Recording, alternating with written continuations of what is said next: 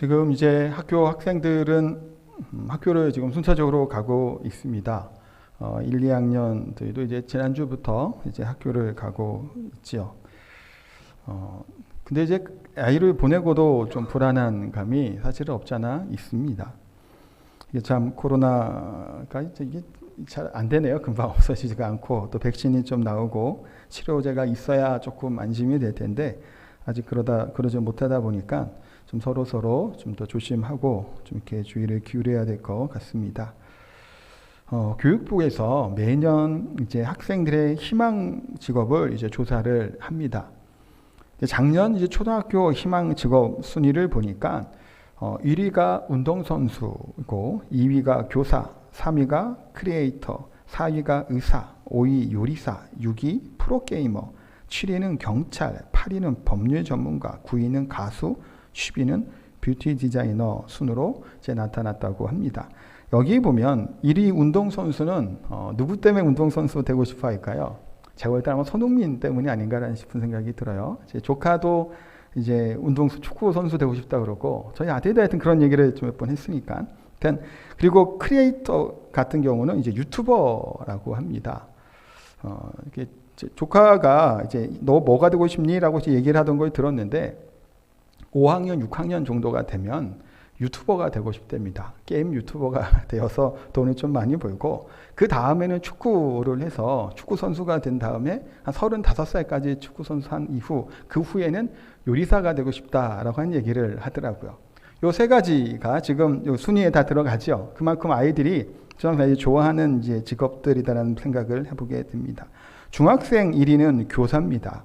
2위는 의사, 3위 경찰관, 4위 운동선수, 5위 뷰티 디자이너, 6위는 요리사, 7위는 군인, 8위 공무원, 9위는 컴퓨터 공학자, 소프트웨어 개발자, 10위는 간호사 등이었고 고등학교 1위는 교사, 2위 경찰관, 3위 간호사, 4위 컴퓨터 공학자, 5위는 군인, 6위는 생명자연과학기 연구원, 7위는 건축가, 8위 항공기 승무원, 9위는 공무원, 10위는 경영자 순으로 나타납니다. 여기 보면 이제 학년이 높아질수록 조금 더 희망하고 있는 직업이 좀 뚜렷해지는 것을 보게 되는 것이 이제 그 현상인 것 같고 또 다른 하나는 뭘까요? 저학년 때, 초등학교 때 하고 싶어져 했던 것들은 그냥 정말 하고 싶은 걸 적는데 중학생이 되고 고등학생이 되면 조금 더 안정적인 직업을 갖고자 하는 것을 보게 됩니다. 중학생, 고등학생 공통적으로 1위는 교사입니다. 교사뿐만이 아니라 경찰관, 군인, 공무원들도 다 대부분 안정적인 직업을 가지고 있는 사람들입니다. 그런데 1위하고 2위의 퍼센트 차이가 2배가 이상 납니다. 2위부터 나머지까지는 비슷하게 조금씩 차이가 나는데 1위가 2위보다는 2배 가까이 더 많다라는 것을 보게 돼요. 그만큼 안정적인 직업들, 좀 편안한 좀 이렇게 그런 것들을 좀 추구하는 우리 어린 아이들이나 청년들의 모습을 볼 수 있습니다. 왜 이런 현상들이 일어나게 될까요? 한때 막 유행처럼 얘기했던 것들 아시잖아요. 신종 계급화되는 것들, 흑수저다, 금수저다, 얘기하는 것들 다들 아실 거예요. 개천에서 용이 나지 않는다라는 얘기도 참 많이 했었습니다. 해조선이라는 단어들도 몇 년 전에는 참 그 인터넷상에서 많이 나왔던 단어입니다. 무슨 3포, 2포, 5포, 다포, 그런 얘기도 많이 들어보셨잖아요. 모든 것을 포기한다라는 얘기를 하죠. 뿐만 아니라 자녀 출산율이 0.9%인가 8% 정도예요. 굉장히 낮죠. 한 명도 낳지 않는다라고 얘기할 만큼 자녀를 출산하려고 하지도 않습니다. 그러다 보니까 위에 지금 조사된 것들, 교육부 조사, 초등학생, 중학생, 고등학생에 나타나는 희망 직업에 대한 내용이 왜 이런 직업이 나올까요? 그만큼 안정적인 또 나름대로 뭔가 태어났을 때의 그런 신분의 격차에 특별히 중요하지 않을 것 같은 이제 교사와 같은 공무원 같은 경우 그런 것들을 선호하는 현상들이 나타나는 것을 보게 됩니다. 물론 교사가 되기 위해서 사범대에도 가야 되죠. 경쟁률이 어마어마하다고 합니다. 요즘에는 쉽지는 않겠습니다만은 그래도 안정적인 직업도 찾는 것은 이런 현상이다라는 것들을 생각해 보게 됩니다. 그러니까 요즘 청년이라고 하는 단어를 얘기할 때 예전과는 많이 다름을 보게 됩니다. 청년이라고 얘기를 하면 어떤 이미지나 생각이 떠오르시나요? 또 힘 있는 시대, 열정과 비전 막 그런 게 떠오르는 것이 청년의 시대예요. 뒤에도 여기 청년들이 몇 앉아 있는데 어떤가요? 열정이 있고 비전이 있고 꿈이 있고 뭔가는 다 이룰 것 같은 막 그런 것들이 끌어오르시나요? 아니면 어떻게 하면 안정적으로 수입을 벌어들일까 하는 생각을 갖게 되나요? 아마 지금 시대는 그렇게 힘과 열정, 비전을 얘기하는 시대는 아니지 않나라는 생각들을 해보게 됩니다. 어떤 목사님은 그 청년을 현존하는 미래라고 하는 표현을 쓰시고 또 다른 분은 미래를 열어가는 사람들이라고 부르기도 합니다. 공통적인 것은 뭔가요? 미래라고 하는 단어가 들어가는 것. 그러니까 앞으로 이 청년들에 대한 그런 시간과 열정이 있기 때문에 앞으로의 미래를 열어갈 수 있는 가능성이 있는 존재들이다라는 얘기입니다. 근데 청년의 시대에 청년 때 열정이 없고 비전이 없고 미래를 열어갈 힘이 없다라면 그 삶의 모습은 어떨까라고 하는 걱정과 염려가 되기도 합니다. 근데 많은 믿음의 선진들 중에서 20대에 청년의 시절에 놀라운 일들을 행했던 사람들이 있습니다. 언더우드 선교사, 아펜젤러, 또 지난번에 소개했던 토마스 선교사 같은 경우는 어떤가요? 20대예요. 지금 생각하면 어린 나이죠. 그 젊고 정말 어린 그 나이에 비전을 갖고 저 먼 나라로 우리와 같은 조선이라 조그마한 이 나라에 와서 생명을 바쳐가며 하나님의 복음을 전했던 사람들입니다. 구세군 창작 윌리엄 부스 같은 사람도 마찬가지예요. 대부분 많은 믿음의 사람들 20대에 그런 일들을 했던 것을 보게 됩니다. 우리나라 일제강점기 때는 어땠나요? 젊은 청년들이 생명을 걸고 나라와 민족을 위해서 자기의 목숨을 바쳤던 귀한 믿음의 그런 나라를 위해 애국했던 사람들을 우리가 보게 됩니다. 4월과 5월이 지난 이때는 또 어떤가요? 민주화 운동을 위해서 그 중심에 섰던 사람들은 누군가요? 청년들이죠. 젊은이들이 그 중심이 되었고 그들의 죽음을 통해서 어른들의 마음을 눈을 뜨게 하고 일깨웠던 그런 새로운 소망과 희망을 품었던 자들이 다 누군가요? 다 젊은이들이었다는 겁니다. 그러나 지금은 젊은 시대들은 어떨까? 처음 얘기한 것처럼 무엇인가 이루고자 하는 상황들과 열정들이 많이 사라진 시대라고 볼 수 있습니다. 청년이라고 하는 이 대상은 보통은 이제 대학교에 들어간 나이죠. 만 19세쯤 될 것 같습니다. 새로운 길, 새로운 환경, 새로운 세계를 향해 나아가는 때가 바로 청년의 때입니다. 요즘 고3 학생들이 공부하는 건 쉽지 않다고 하죠. 학교를 잘 가지를 못하고 가장 먼저 이제 고3들이 개학을 했지만 곳곳에서 확진자가 나오게 됩니다.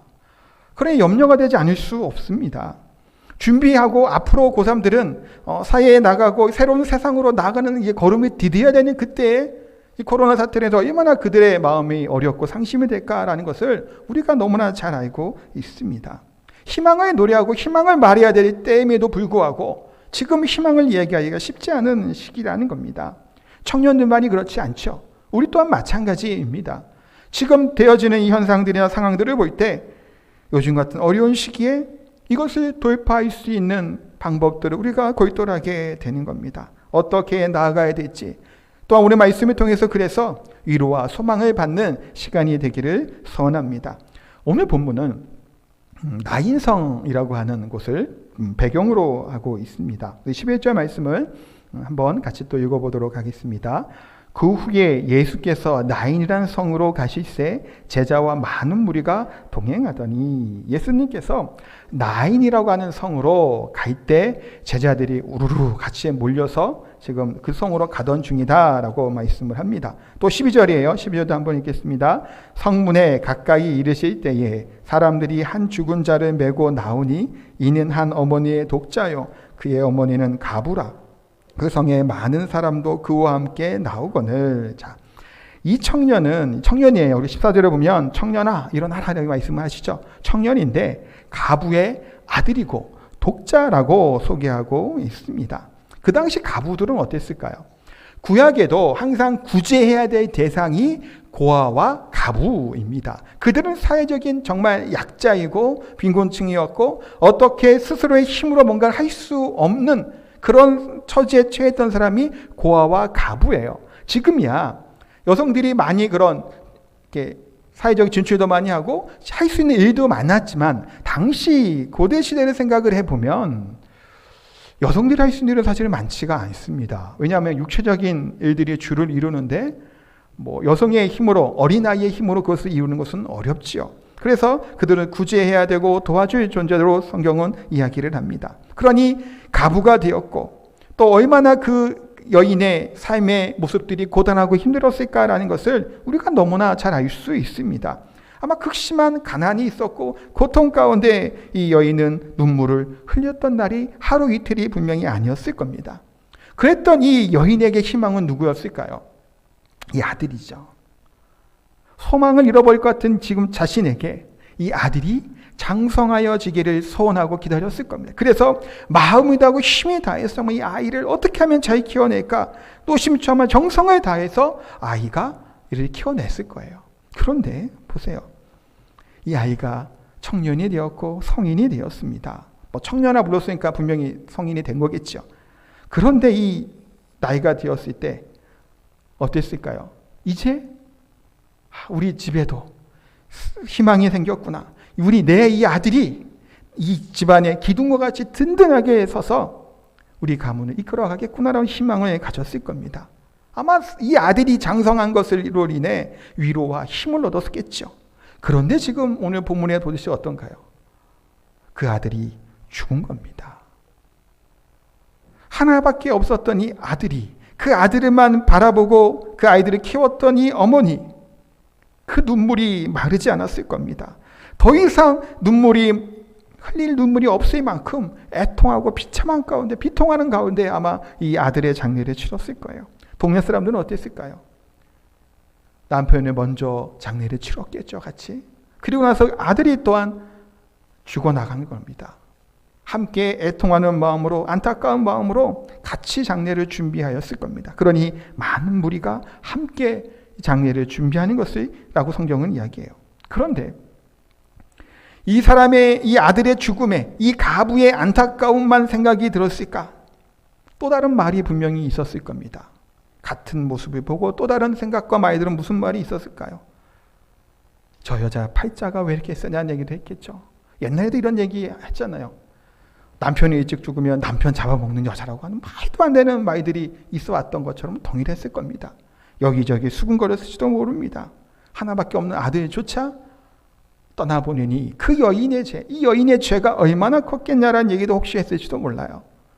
이런저런 마음을 가지고 이 동네 사람들도 이 장례를 준비했을 겁니다. 꿈과 희망, 미래가 사라져버린 그 같은 절망 가운데 고통의 장례식이 바로 오늘 본문의 내용이에요. 이럴 때 예수님께서 많은 무리를 이끄시고 청년의 그런 장례하고 있는 시체를 향해서 나인성으로 걸어가고 계신 겁니다. 11절에 아까 읽었지만 그 후에 예수께서 나인성이라는 성으로 가시세라고 말씀을 합니다. 그 후에라고 한 내용은 뭘까요? 앞서 7장 1절부터 내용에 보면 백부장의 종을 고쳐주는 사건이 나옵니다. 가버나움에서 일어났던 일이고 가버나움에서 나인성까지의 거리는 약 한 40km 정도가 되는 거리입니다. 제법 멀죠. 지금도 40km를 걸어간다고 하면 하루 종일 걸어가야 됩니다. 예수님은 하루 종일 그 거리를 걸어오신 겁니다. 또한 이 나인성 가부를 살리시는 사건은 다른 사복음서에 기록되어 있지 않습니다. 여기만 나와요. 예수님께서 나인성에 오신 것은 성경을 비추어 볼 때는 여기가 처음이고 마지막인 겁니다. 물론 예수님의 모든 행적이 다 기록되어 있는 것은 아니에요. 그렇긴 합니다만 성경을 기준으로 볼 때 예수님은 이 가부의 이 아들을 살려주신 이 외에는 다른 어떠한 일도 행하시지 않아요. 기록되어 있지 않다는 얘기를 얘기하는 겁니다. 그러니 예수님은 그 먼 거리를 40km나 되는 먼 거리를 걸어서 하루 종일 고단한 가운데 이 나인성에 찾아온 이유가 어디에 있겠냐라는 거예요. 우리는 그 이유를 외아들을 잃고 슬퍼하는 가운데 있는 이 가부의 이 모습에 우리가 볼 수 있습니다. 예수님은 이 가부에게 기쁨과 행복을 회복시켜 주기 위해서 그 먼 거리를 찾아오십니다. 상황을 한번 상상해 보셨으면 좋겠어요. 예수님께서 나인성 가까이에 이제 다가오셨습니다. 뒤에 다른 무리들이 쭉 데리고 오고 계시죠. 근데 성 가까이 왔었을 때 반대편에서 성에서 누가 나오는 건가요? 장례 행렬이 쭉 시작해서 나오기 시작하는 겁니다. 군중들과 함께 수많은 사람들이 희망과 소망을 예수님께 두고 따라오는 무리들과 반대편 쪽에서는 장례 행렬이 따라오고 있는 죽음의 행렬이 맞닥뜨려지는 상황이 지금 처해져 있는 겁니다. 제가 이제 서울에 있을 때 종종 봤던 현상이에요. 우리가 장례를 치르다 보면 그 차 맨 앞에 차에 이제 검은 띠를 이제 띄우고 그 다음에 이제 뒤에 이제 뒤따르는 차들이 이제 가잖아요. 그런 행렬이 있는데 결혼을 하게 되면 어떤 차를 타나요? 꽃단장을 한 차를 타고 뭐 호텔이나 공항으로 이 차가 갑니다. 결혼식 이후에. 어떨 때는 같은 도로 위에 동시에 볼 때가 있어요. 장례 행렬과 새롭게 시작하는 결혼식의 행렬. 행렬까지는 아니겠죠. 결혼식 차를 같이 볼 때가 있습니다. 지금 오늘 본문도 그런 상황이죠. 생명의 주 되시는 우리 주 예수께서 나인선을 걸어가시고 반대편에서는 죽음과 슬픔과 비참함이 가득했던 그 모습이 같이 만나게 되는 이 상황이 지금 펼쳐지게 된 겁니다. 예수님께서는 이 여인을, 이 장례 행렬을 그냥 지나치시지 않으시죠. 예수님은 관 뒤에 따라오며 슬피 울었던 이 과부를 또한 주목하여 보십니다. 과부를 보시는 예수님의 눈, 바라보는 뭘까요? 예수님이 이 땅에 오셔서 공생사역을 하실 때마다 뭐 하는 건가요? 항상 약하고 힘없고 병든 자들에게 그 관심이 있었던 것을 봅니다. 실패한 자들, 버림받은 자들을 향해서 예수님은 항상 그들에게 초점을 맞추고 바라봤던 것을 봐요. 공관복음의 공관복음에서도 보면 보셨다고 하는 말이 한 40여 번 정도 나온다고 합니다. 마태복음 9장 36절에도 무리를 보시고 불쌍히 여기시니, 오늘 본문 13절에도 주께서 과부를 보시고 불쌍히 여기사 울지 말라 하시고, 예수님은 과부를 바라보시는 겁니다. 얼마나 고통 가운데 있을까? 얼마나 슬픔 가운데 있을까? 얼마나 그 마음이 찢어지고 고통스럽고 괴로운 가운데 있을까? 얼마나 소망이 없는 모습으로 절망 가운데 빠져 있을까? 예수님은 그 과부를 바라보십니다. 13절에 불쌍히 여기셨다라는 거예요. 그냥 본 게 아니라 불쌍히 여기셨다. 근데 이 불쌍히 여겼다라는 말이 좀 안 됐네 라고 하는 정도가 아니에요. 이 불쌍히 여겼다는 말은 헬라어로 스플랑크니 조마이라고 하는 단어인데, 이 단어의 원래 뜻은 창자까지 뒤틀려지는 것을 뜻하는 단어입니다. 그냥 조금 불쌍하다, 연민을 느낀다라는 게 아니라 성내장과 창자가 뒤틀릴 것 같은 고통의 마음을 안고 이 과부를, 이 여인을 바라본 겁니다. 성경에 사복음서에 곳곳에 예수님께서 불쌍히 여기셨다고 이 단어가 나올 때마다 무슨 일이 일어나게 되나요? 기적들이 일어났던 겁니다. 예수님이 불쌍히 여겼던 그때마다 반드시 예수님은 그냥 지나치지 않고 그 사람들을 도와주고 회복시켜주고 고쳐줬던 것들을 보게 됩니다. 왜 그럴까요? 이 예수님의 사랑이, 이 예수님의 그 은혜가, 이 긍휼한 마음이 불쌍히 여기는 그 사람들을 그냥 내버려 두지 않는 겁니다. 그래서 예수님은 어떻게 하나요? 장례 행렬에 가까이 갑니다. 그리고 메고 가는 관의 손을 대시죠. 근데 유대 그 시대의 관이 뚜껑이 없습니다. 왜 뚜껑이 없을까요? 우리는 땅에 묻잖아요. 그러니 뚜껑을 다 닫아서 간이 땅에다 이제 묻으려고 이렇게 하지만 유대는 그렇지 않습니다. 간에 이제 묘지에다 집어 넣죠. 예수님도 그런 것처럼. 그래서 보통 이제 연못하든가 이렇게 한번 준비하고 세마포로 몸을 똘똘똘 감쌉니다. 뚜껑이 없는 간에 넣어놨다가 가지고 가서 묘에다 장날을 치르는 거예요. 그럼 예수님께서 간에 손이 되셨다는 얘기는 진짜 간에 되셨을 수도 있고, 한편으로는 위에 뚜껑이 없기 때문에 시신의 손을 얹은 것일 수도 있어요. 이 시신의 손을 얹었던 간의 손이 됐던 간이, 이것은 무슨 행위인가요? 율법을 범하는 부정한 행위입니다. 민수기 19장 11절에 보니까 이렇게 말씀하고 있습니다. 사람의 시체를 만진 자는 이래 동안 부정하리니, 시체를 만져서는 안 됩니다. 죽음은 죄의 결과죠. 그렇기 때문에 이 죄의 결과였던 이 죽음에 손에 대는 것은 율법에서 엄격히 금하는 겁니다. 죄를 만지는 것과 또 같기 때문이에요. 예수님께서는 왜 이렇게 손이 되셨을까요? 근데 오늘 본문만이 아니에요. 예수님께서는 나병 환자에게도 그렇죠. 굳이 손을 대세요. 나병 환자도 마찬가지입니다. 나병이 걸린 사람은 부정하다 부정하다를 외치며 다녀야 돼요. 동네에 같이 들어가지도 못합니다. 나병 또한 하나님의 제 저주로 여겼기 때문에 부정한 자로 여겨졌어요. 그에게 건드리는 자는, 손을 대는 자도 동일하게 부정합니다. 그때도 예수님은 어떻게 하시나? 그 위에 손을 대세요. 굳이 손이 되지 않아도 됨에도 불구하고 말씀으로 이 세상을 창조하셨던 우리 하나님이 율법을 어기면서까지 손을 대신 겁니다. 왜 그랬을까요? 이 가부의, 이 여인의 안타까운 그 마음, 창자가 뒤틀 연인 같은 그 불쌍히 여기는 마음으로 율법의 문자적인 그런 이해를 뛰어넘는 예수 그리스도의 사랑의 모습이 바로 이와 같은 모습입니다. 예수님은 말씀하시죠. 예수께서 이르시되 청년아 내게 말하노니 일어나라 하시매, 안타까운 마음, 불쌍히 여기는 찢어지는 마음을 가지고 이 청년에게 얘기합니다. 일어나라 라고 말씀하셨을 때 어떻게 되나요? 세마포에 쌓여있던 이 청년이 일어납니다. 15절의 말씀에 보니까 그를 어머니에게 주셨다라고 말씀을 해요.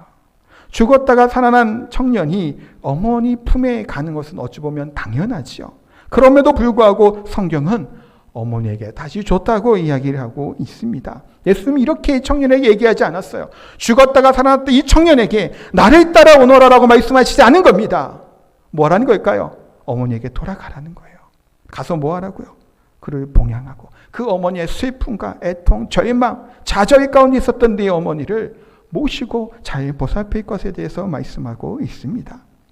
예수님은 이 죽어 있었던 이 청년을 살려주셨죠. 죽음에서 생명을 살려주셨습니다. 그런데 청년만을 살린 것이 아니라 절망과 죽음으로 가득했던 이 어머니를 살려주신 거예요. 청년이야 이미 죽었겠지만 어머니의 그 좌절을, 절망을 예수님이 그냥 지나치지 않은 겁니다.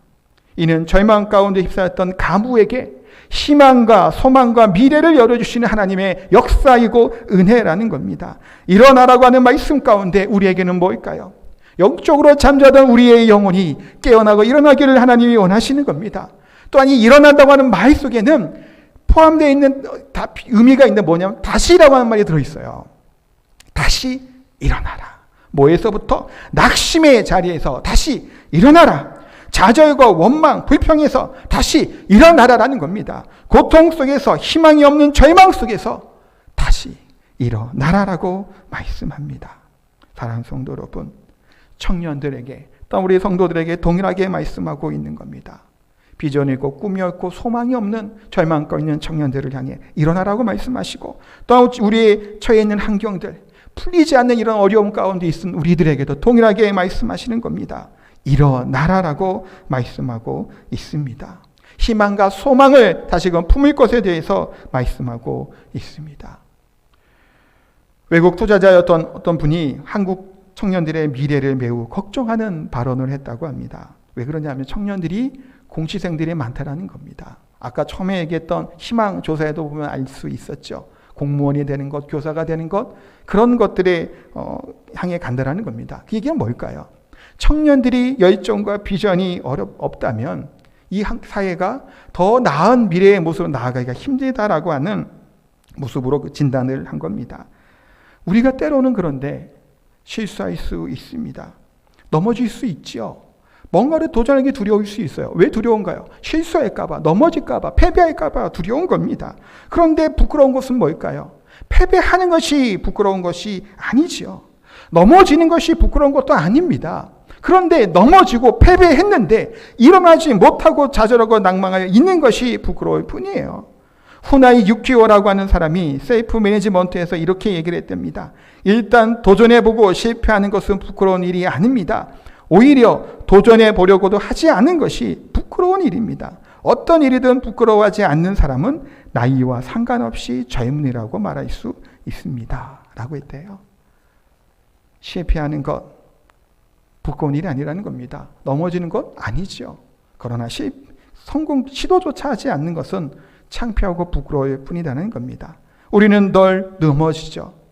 끝까지 온전하게 살아가 있는 사람이 아무도 없습니다.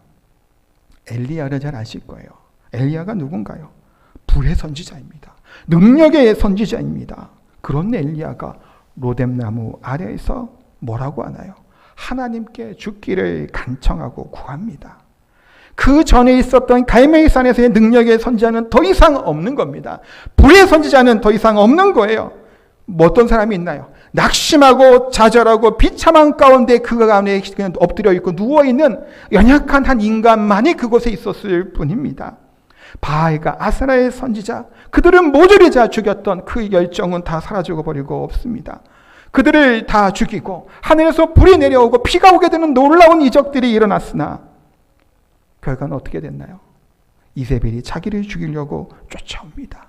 영적인 부흥이 일어나게 될 것을, 회개의 운동이 일어날 것을 소망하고 기대했으나 결과는 뭔가요? 아무것도 달라지는 것이 없습니다. 엘리야는 더 이상 희망을 갖지 못합니다. 무엇을 해야 될지도 모르는 가운데 하나님께 기도합니다. 여호와여, 넉넉하오니 지금 내 생명을 거두시옵소서. 나는 내 조상들보다 낫지 못하니이다. 내 생명 거두어 가라라는 겁니다. 더 이상은 희망이 없다라는 겁니다. 낙심하고 더 이상 뭔가를 할 것도 없다라는 겁니다. 그때 하나님은 엘리야를 다시 부르시죠. 우레와 같은 가운데 부르시지 않습니다. 세미한 소리로 엘리야를 다시 부르십니다. 절망과 소망이 없었던 이 엘리야를 하나님은 다시 일으켜 세워 주십니다. 로마서 8장 31절 말씀을 같이 우리 읽도록 하겠습니다. 그런즉 이 일에 대하여 우리가 무슨 말하리요? 만일 하나님이 우리를 위하시면 누가 우리를 대적하리요? 하나님이 내 편이 되어 주신다라면 우리를 대적할 자가 없다라고 분명히 말씀하고 있습니다.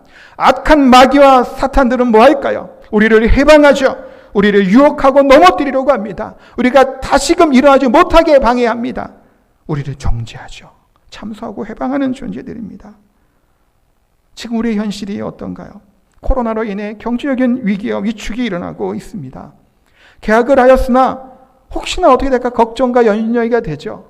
저희도 사실 둘째 딸 1학년 입학인데 안 보내고 있어요. 굳이 가도 마스크만 쓰고 있다고 하니 뭐 안 되겠더라고요. 그래서 그냥 안 보내고 그냥 집에서 데리고 있습니다. 우리 주변에 둘러보면 어떤가요? 두려움이 있고 비참함이 있습니다. 나인성 가보와 같이 더 이상 미래를 열어갈 소망이 없는 시대를 우리가 살아가는 것 같다는 생각이 들기도 합니다. 코로나 이 사태도 금방 종식될 것 같으나 계속해서 나오지요. 불안과 두려움이 있어요. 군포에서 살던 사람이 왔다 갔다고 하잖아요. 제주도에 왔다 갔는데 확진이래요. 동선에 30여 명이 갇혀 있다고 합니다. 미국에서 돌아온 사람도 확진자가 판명이 났죠. 그나마 청정지역이라는 제주도도 자꾸 이렇게 일이 생기게 됩니다. 불안할 수밖에 없죠. 새로운 사람을 만나는 것도 사실 두려운 일이에요. 어디 밖에 가서 누구를 만나고 밥을 먹는 건 사실은 부담이 되는 것이 사실입니다. 그러니 얼마나 더 위축되고 두려움 가운데 있겠냐라는 거예요. 다시 힘이 없는 우리들에게 하나님은 또한 말씀합니다. 로마서 8장 35절에서 39절 말씀, 좀 긴데 천천히 같이 봉독하도록 하겠습니다. 누가 우리를 그리스도의 사랑에서 끊으리요? 환난이나 공고나 박해나 기근이나 적신이나 위험이냐 칼이랴. 기록된 바 우리가 종의 주를 위하여 죽임을 당하게 되며 도살당할 양같이 여김을 받았나이다 함과 같으니라. 그러나 이 모든 일에 우리를 사랑하시는 이로 말미암아 우리가 넉넉히 이기느니라. 내가 확신하노니 사망이나 생명이나 천사들이나 권세자들이나 현재일이나 장래일이나 능력이나 높음이나 깊음이나 다른 어떤 피조물이라도 우리를 우리 주 그리스도 예수 안에 있는 하나님의 사랑에서 끊을 수 없으리라. 아멘. 하나님의 사랑에서 우리를 끊을 수 없다고 분명히 말씀하고 있습니다. 사랑하는 성도 여러분, 우리는 실패도 합니다. 지기도 하죠. 쓰러지기도 합니다. 그러나 하나님은 절대로 실패하지 않습니다. 지지 않는다라는 겁니다. 패하지 아니하시는 분이십니다. 우리를 통해서 하나님의 영광과 능력이 반드시 나타나게 될 줄 믿습니다. 그 은혜를 의지하고 잠잠히 기다리면 하나님이 우리를 통해 놀라운 일들을 행하실 줄 믿습니다. 그 은혜 안에 성령 안에 거하시기 바랍니다. 한 가지 이야기를 하고 말씀을 정리하고 마치도록 하겠습니다. 아주 오래전에 이런 이야기가 있었다고 해요. 영국의 한 가난한 청년이 유럽에서 대서양을 건너 신대륙인 미국으로 이제 건너가는 배를 타게 됩니다. 가난했던 이 청년이 돈이 없죠. 간신히 돈을 모아서 배표를 구하게 되고 약간의 여비만을 가지고 배를 탑니다. 근데 한 달 이상 걸리는 긴 여정 가운데 뭐 밥을 먹고 해야 되는데 돈이 없잖아요. 그래서 빵과 치즈, 버터를 넣어가지고 갔다고 해요. 그러니까 이제 매일 빵 조금하고 치즈를 한 일주일 동안 먹고 버틴 겁니다. 그런데 이 음식이 어떨까요? 부패하고 상하잖아요. 지금 시대도 아니고 예전 시대니까.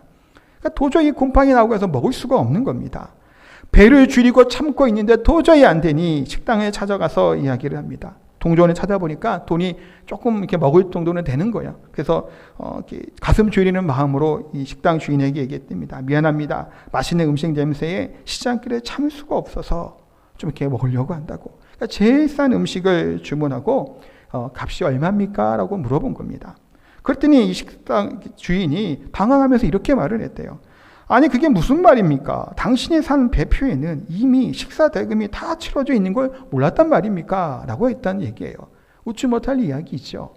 배값에는 이미 식사할 수 있는 걸 포함되어 있음에도 불구하고 이 청년이 일주일 동안 맛없는 빵과 치즈와 버터만 먹고 그것도 상한 음식을 먹으며 배를 부여잡고 있었던 겁니다. 예수 그리스도 안에 있다라고 하는 것, 우리가 구원받는 백성이라는 것이 뭘까요? 그 안에서 누릴 수 있는 놀라운 것들이 있음에도 불구하고 때로는 이 청년처럼 어리석게 내가 뭔가를 살려고 사놓고 준비하여서 애쓰고 바둥거리는 것들을 보게 됩니다. 하나님은 우리의 인생을 끝까지 책임져 주시는 우리 하나님이신 줄 믿습니다. 하나님의 사랑에서 절대로 끊을 수 없다고 하는 로마서 말씀처럼 우리가 그 안에 거하기를 소원합니다. 오늘 본문에 나오는 나인성 가부는 자신이 뭔가를 요구하지도 않았습니다. 옷짝을 잡아끈 것도 아니죠. 뽕나무에 올라가지도 않았습니다. 주여 주여 하고 외치고 부르짖은 것도 아니에요. 종을 보내거나 어떻게 해갖고 어떻게 살려주십시오 얘기했던 것도 아닙니다. 그런데 예수님이 찾아오셨어요. 이게 뭘까요? 은혜입니다. 이 가부는 아무것도 한 것이 없죠. 예수님이 불쌍히 여기시고 그를 주목하여 보고 그 아들을 살려주신 것을 보게 됩니다. 사랑하는 성도 여러분, 우리가 때로는 이 여인처럼 너무너무 힘들어서 울 수조차 없을 만큼 비참한 가운데 있을 수 있죠. 주변의 환경과 상황들이 해결할 방법이 없은 절망 가운데 빠질 때도 있습니다. 그때 우리 주님은 우리를 찾아오셔서 말씀합니다. 일어서라, 일어나라라고 말씀하는 줄 압니다. 그 은혜 안에 그 손을 붙잡고 일어나는 우리 사랑하는 청년들이 되시기를, 사랑하는 성도님 되시기를 예수님의 이름으로 축복하고 기도합니다.